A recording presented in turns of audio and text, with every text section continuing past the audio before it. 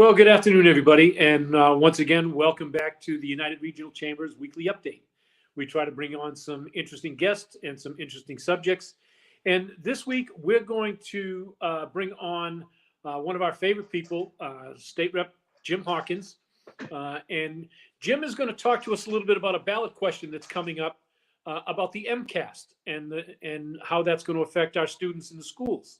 But before we do that, Jim, tell us a little bit about State Rep Hawkins. Well, I was a high school teacher at Attleboro High School for 12. I was a teacher for 14 years. I was at Attleboro for 12 years. And of course, I love this job right now, but boy, that comes a close second best. What kids are like in the city and what a good job Attleboro does, it's one of the proudest moments of my life. And I'm unique in the state rep in that I'm one of the few people who got there from being a teacher to being in the legislature. And I think it's a matter of how we're hardwired. You have to be a little competitive to win elections and get stuff done in the state house, whereas to be a teacher, you cannot have that functional like that. You have to be laid back and listen. But what I think why you're inviting me to this is because I see the issues with the graduation requirement and the issues with MCAS through a different lens than most people do. And I'm grateful for you for giving me the opportunity to share that. Well, first off, Jim, for some folks who don't quite understand, like me, my kids have been out of school for a long time. Tell us what the MCAS is.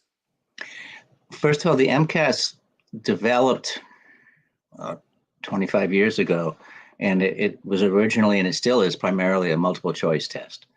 There's testing in math, English language arts, and science, and off and on they've been testing in other subjects. The problem is because it's a multiple choice test, it doesn't give a good evaluation of what students have learned. Part of what the coursework that I had to take to become a teacher, you take a course in assessments, and they tell you that that's not the best way to judge students. It might be in a mix with other things, but by itself, it doesn't show much about what the student knows. And it became more over the years. In 2014, there was adequate yearly progress. You had to be at 100% by the year 2014. I don't know what you're supposed to do with the kids that didn't pass. You put them in a closet somewhere. I don't know. That never made sense to me. It's a number. It's a grade.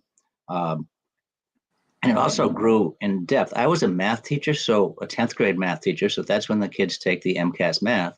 And it was 3 hours on Monday, 3 hours on Tuesday, 2 hours on Wednesday, and then Thursday and Friday were dedicated to people who missed Monday or Tuesday or Wednesday. That's insane. You don't take a test that long to get a graduate degree, and we're doing this to 15-year-olds. And some kids are fine. Some kids are fine. It's accumulation of what they've learned over 10 years, and they can take a test like that, and they can do it. But a lot of kids just freak out with something. Adults would too, for an 8-hour test. And that's just one topic. That's just the math. That's not the ELA and science. So kids that maybe have an IEP, have some sort of learning disability, have done all the work and accomplished a lot, might not do well on that test. Or maybe some kids who have done all the work and are interested in something else, music, carpentry, one of the vocational programs, have done everything they're supposed to do and learned everything they're supposed to do, but they don't take an 8-hour multiple choice test well. So I've long felt that yes, we have to have a standardized test. Nobody in this planet thinks we don't, because I teach different than the teacher in the room next to me. One of my students does different than the teacher in the next. One of my students does different than the student in the next aisle. Attleboro teaches different than the town next to it. We need a standardized test, but that's over the top. And I'm particularly proud. One of the things I mentioned that I'm proud of Attleboro is there's 350 school districts in the state, and we're one of 8 that are in MCIEA, which is Massachusetts Consortium for Innovative Education Assessment. And that's a very unusual group. It's teachers' unions working with administrators and school departments to come up in the classroom, designing this in the classroom, a different way of doing standardized testing. And what it would be is it would be a performance-based test. So it would be group work and projects, which is the way we teach now. We don't do chalk and talk and memorize anymore. It's all projects and group work. So it only makes sense to assess the same way that we teach. And if you think about, and particularly, I'm assuming your audience is mostly business, that these kids are going to go into the business world and they have to work with other people. So if they can work with other people in group work and take on projects, that's the way that they should be measured. That's the useful measure. So I've put in for funding for that every year since I've been in office. And that's 7 years now. And it was in process before I ran for office, and it's ready to use. They've been through all the details, because one of the things they want to get out of MCAS is they want to identify subgroups that aren't getting properly treated, which you might not know otherwise. A lot of details that now are available through this test. It's not just some test that's formless and you never know what you're getting out of it. You get very good information. You get better information because you find out more of what the student knows because he's not stressed. He's able to show in an open space what he can do. You find more about what the teachers are doing, and you find out more about what the school districts are doing. So you get much more information and a roadmap for what you might do to improve. Because of course we all want to improve, and some schools do better than others. And this gives each of those schools something to work with that they can use to do better.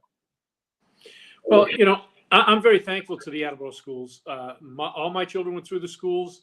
My oldest is actually a professor at Northeastern University. Cool. And she learned her stuff. My son graduated there, went through Johnson & Wales, is very successful, and so isn't my youngest daughter. So the Attleboro schools do a tremendous job teaching the kids. But my oldest, who is that professor, said to me one day that the way the kids have to learn to take these MCAS tests, the teachers are almost obligated to teach how to take a test. Oh my God, yes. And not some of the stuff that we need in everyday life today. What do you think about that? He's so right. He's so right. So my school year begins in September. We had the 10th grade math as geometry. It's a year-long class, even though we're on trimesters. And in September, I would start out my warm-up questions that I would do. First thing when you go in the room is to sit down and do a problem.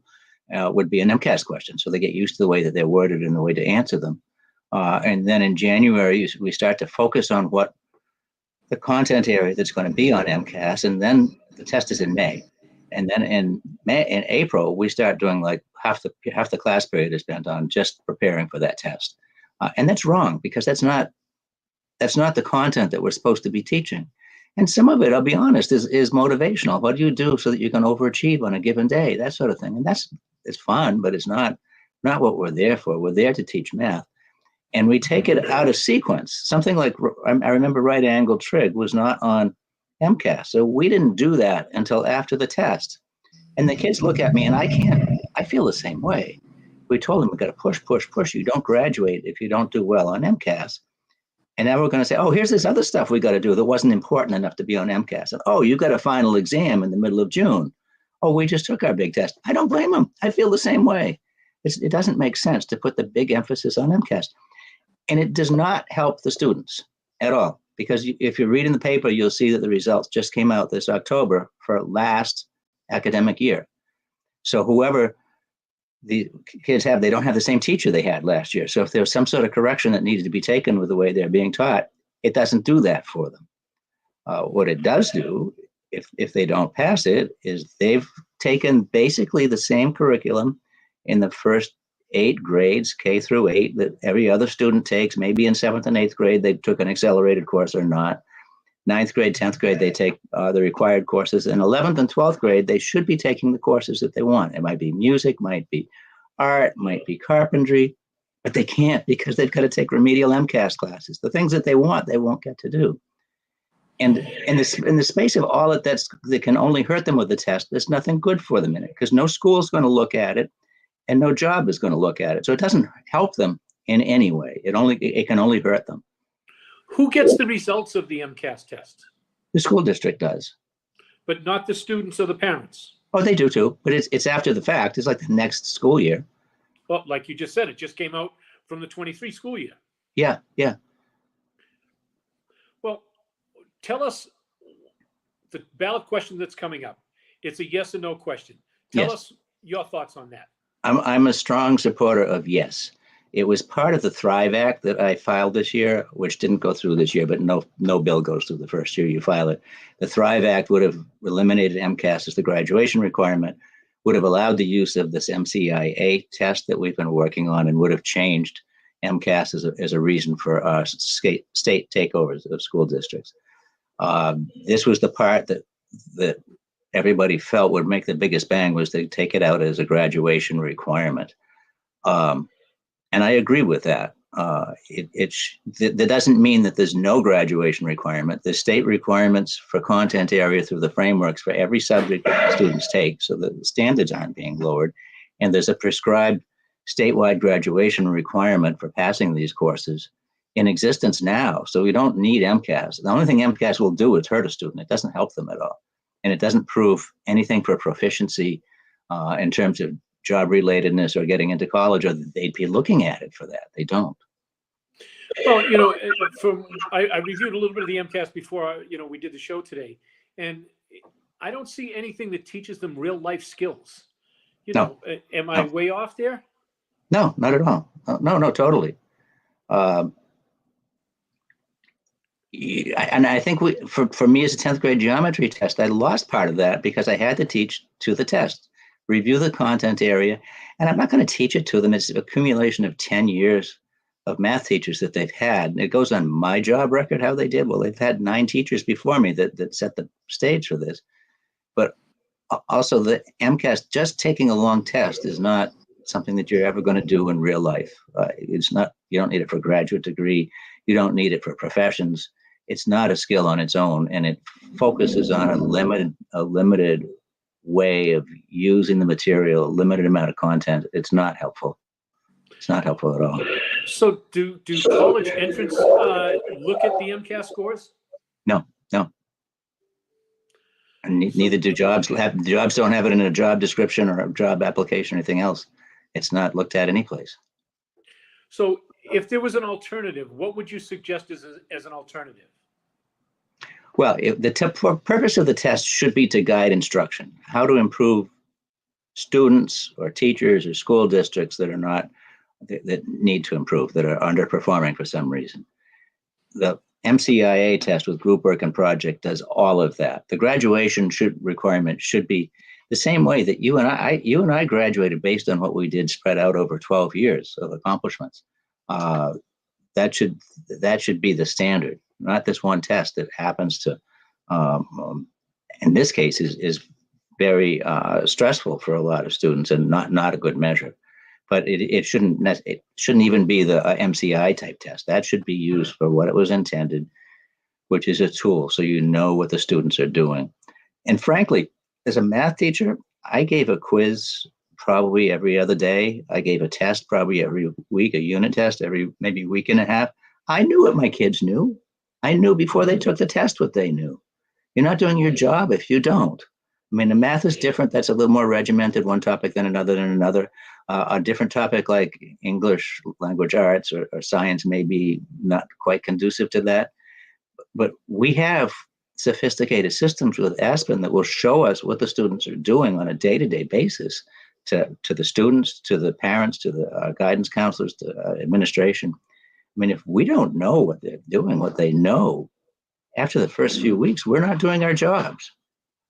Well, one of the things that you brought up earlier that makes a lot of sense. What are these students who are going into carpentry, plumbing, electrical?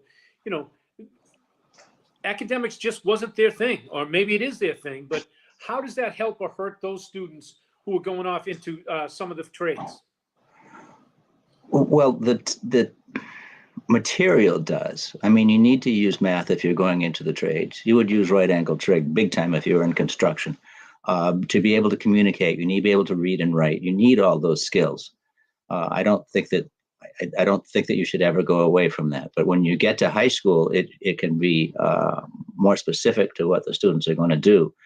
And in many cases, you think about the difference between a student who goes to a 4-year college, ends up with $200,000 in debt and gets a job for $30,000, $40,000, they can be switched to another part of the country or to virtual, and they lose their job at the drop of a hat.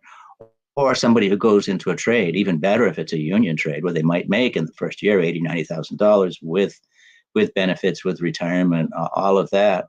And then at some point later on get tuition reimbursement. And they could take courses a couple of years later. And have it paid for, which is the choice for a lot of kids. That may be the better choice, and they should be prepared with the skills to be in a trade as well. And a trade isn't necessarily all hands-on. It can be a lot of other engineering, a lot of other fields that aren't holding a hammer, but might be doing something that's more. I'm struggling for the right word. Maybe mechanical. But would we? Well, help us a little bit. you're going to vote yes. Yes. Tell us And what voting no would mean. voting no means that MCAS stays as the graduation requirement. And we'll push it again next year in the legislature to change that. But it'd be much quicker to happen with the ballot question. And it would also show, and I think it is showing, support from the public. That a lot of people are tired of MCAS. It's outgrown its purpose, and it shouldn't be a graduation requirement. I mean, it's keep kid. I know I can think of a dozen parents whose kids did all the work, worked hard, but they just don't take that test well, and it hurt them. It hurt their high school career. They couldn't take the courses that they should be taking, and they were beat up to finally just pass that darn test and move on. And that's not why we're there. These are kids, and they're all different. They all have different needs, and the fact that they don't take a extra long, extra stressful test well is not a measure of what they've done in the classroom. It's not. Well, Jim, as we wrap up, have you got any final thoughts for us?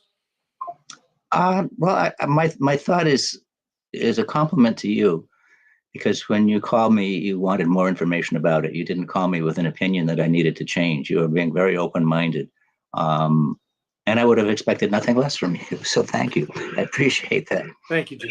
And you knew that I was going to have a strong opinion, and you opened yourself up to that anyway. So thank you. Well, Jim Hawkins, our state rep, thank you very much for taking the time to come on the show today to explain a little bit about these MCAS and the ballot question coming up. Huge shout out again to James Friedman and the team over there at AACS for putting up with me every week.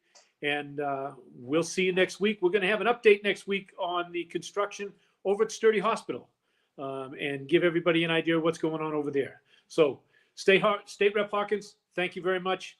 Everybody, thank you. Stay safe.